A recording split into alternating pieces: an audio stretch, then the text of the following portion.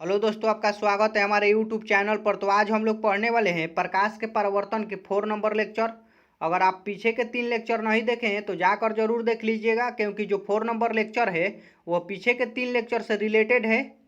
तो आप जाकर देख लीजिएगा, इस वीडियो के डिस्क्रिप्शन में उसका लिंक हम डाल देंगे। तो चलिए अब हम लोग 4 नंबर लेक्चर देखते हैं। 4 नंबर लेक्चर का पहला टॉपिक है समतल दर्पण पर लंबवत पड़ने वाली किरण का परावर्तन।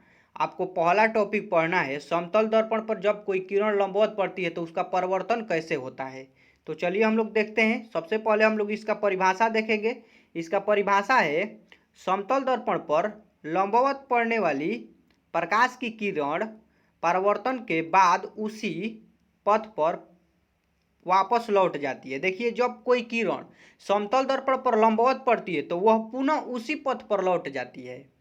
जैसे कि हम आपको बताते हैं, जब आप एक मिरर ले लीजिएगा, मिरर पर आप लंबवत कोई टॉर्च बारिएगा, लंबवत टॉर्च बारिएगा तो क्या होगा, जो किरण आ रही है वह पुनः उसी पथ पर लौट जाएगी। जैसे कि हम आपको यहाँ पर एक चित्र दिखाते हैं। चित्र है, देखिए, एक समतल दर्पण है। इस समतल दर्पण पर कोई किरण लंबवत पड़ रही है, और जो आती है उसे हम लोग तो आपतित किरण बोलते हैं, और जो जाती है उसे हम लोग परावर्तित किरण बोलते हैं। इसे हम लोग पिछले वीडियो में पढ़े हैं। तो देखिए, आ रही है जो किरण, देखिए आ रही है जो किरण पुनः इसी पथ पर लौट जा रही है समतल दर्पण पर आने के बाद। तो इसे ही हम लोग क्या बोलते हैं, समतल दर्पण पर प्रकाश का परावर्तन। और देखिए, इसमें होता है जो आपतन कोण और परावर्तन कोण, इसमें 0 डिग्री होता है। क्योंकि देखिए, कोण कब बनता है, जब दो रेखाओं के बीच में झुकाव पैदा होता है, वहां पर कोण बनता है।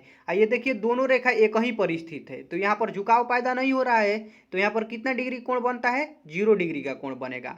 आई बराबर आर बराबर 0 डिग्री का कोण यहाँ पर निर्मित होता है। तो चलिए, इसका हम लोग अब अगला टॉपिक देखते हैं। इसका अगला टॉपिक है इमेज। इसे हिंदी में प्रतिबिंब कहते हैं। तो देखिए, प्रति का मतलब होता है छाया, और बिंब का मतलब वस्तु। तो इसका मतलब हुआ कि जब वस्तु का छाया बनेगा उसे ही हम लोग क्या बोलेंगे, प्रतिबिंब बोलेंगे। तो इसका हम लोग सबसे पहले परिभाषा देखेंगे प्रतिबिंब का।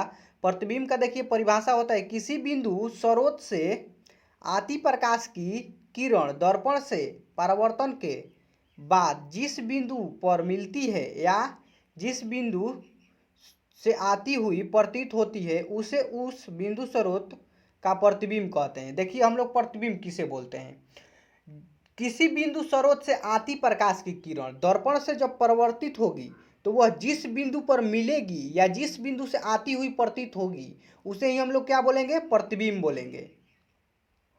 तो देखिए, प्रतिबिंब के 2 प्रकार होते हैं।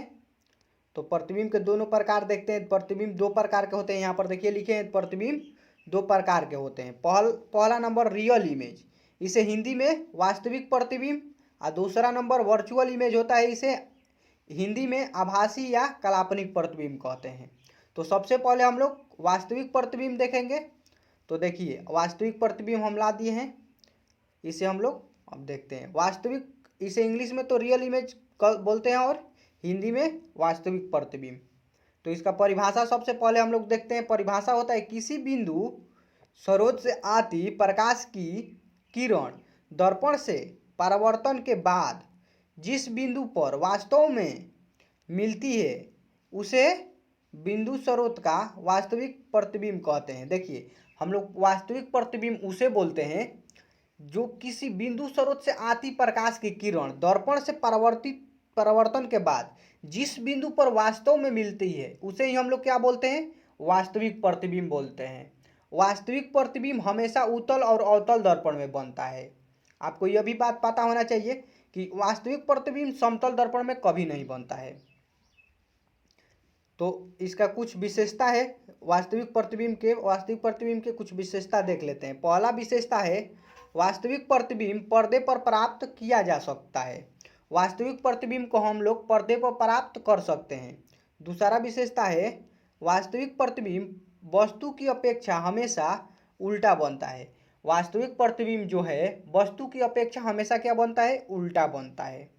आपको यह भी विशेषता याद रहनी चाहिए, तो आप याद कर लीजिएगा। अब इसका अगला टॉपिक देखते हैं। इसका अगला टॉपिक है वर्चुअल इमेज, जिसे हिंदी में हम लोग क्या बोलते हैं, आभासी या काल्पनिक प्रतिबिंब बोलते हैं। तो इसका भी परिभाषा देखते हैं। इसका परिभाषा होता है किसी बिंदु स्रोत से आती प्रकाश की किरण परावर्तन के बाद जिस बिंदु से आती हुई प्रतीत होती है उसे उस बिंदु स्रोत का आभासी प्रतिबिंब कहते हैं। देखिए, आभासी प्रतिबिंब हम लोग उसे बोलते हैं जो किसी बिंदु स्रोत से आती प्रकाश की किरण जब दर्पण से परावर्तन के बाद जिस बिंदु से आती हुई प्रतीत होती है उसे ही हम लोग क्या बोलते हैं, वर्चुअल इमेज बोलते हैं, आभासी प्रतिबिंब। जैसे कि आपको देखने को मिलेगा, देखिएगा जब समतल दर्पण में आप अपना चेहरा देखिएगा या आप नाई के दुकान में जाते हैं बाल कटवाने के लिए, तो वहाँ पर देखिएगा कितना आपका इमेज बनता है। लगता है कि वो इमेज बहुत दूर बन रहा है, जो इमेज है वो मिरर में बहुत दूर बन रहा है, लेकिन वो बहुत दूर नहीं बनता है, वो सिर्फ आपका भ्रम होता है। वह इमेज बहुत दूर नहीं बनता है, या आप देखेंगे तो लगता है कि पीछे से प्रकाश आया हुआ दिखाई पड़ता है, तो वह सिर्फ भ्रम होता है। वह जहाँ पर मतलब कि जहाँ से आता हुआ प्रतीत होता है उसे ही हम लोग क्या बोलते हैं, आभासी प्रतिबिंब या काल्पनिक प्रतिबिंब बोलते हैं। तो इसकी कुछ विशेषता है। इसकी विशेषता है, देखिए विशेषता देख लेते हैं। इसका विशेषता होता है आभासी प्रतिबिंब को पर्दे पर प्राप्त नहीं किया जा सकता है। आभासी प्रतिबिंब को हम लोग पर्दे पर प्राप्त नहीं कर सकते हैं। आभासी प्रतिबिंब वस्तु की अपेक्षा हमेशा सीधा होता है। वास्तविक प्रतिबिंब वस्तु की अपेक्षा हमेशा सीधा होता है। जैसे कि अपना चेहरा आईना में देखिएगा तो हमेशा आपका चेहरा सीधा बनता है। तो यही थे जो वर्चुअल इमेज और रियल इमेज। आशा करते हैं कि यह दोनों आपको समझ में आया होगा। और आपको एक बात बता दें, जो समतल दर्पण है उसमें ही वर्चुअल इमेज हमेशा बनता है, काल्पनिक प्रतिबिंब समतल दर्पण में हमेशा बनता है। तो अब आशा करते हैं कि आपको समझ में आ गया होगा अच्छी तरह से। अगर आपको समझ में आ गया है तो हमारे चैनल को सब्सक्राइब जरूर कर ले इसी तरह के वीडियो देखने के लिए। तो इसके 5वें नंबर हम लोग 5वें नंबर जो टाइप लेकर आएंगे अगले वीडियो में, उसमें हम लोग पढ़ेंगे कि जो समतल दर्पण है उस पर कैसा प्रतिबिंब बनता है, उस पर कैसे प्रतिबिंब, मान लीजिए कि समतल दर्पण पर जो प्रतिबिंब बनता है वह कैसे बनता है, यही हम लोगों को इसके बाद के वीडियो में पढ़ना है। तो आप चलिए, वीडियो अंत तक देखने के लिए थैंक यू।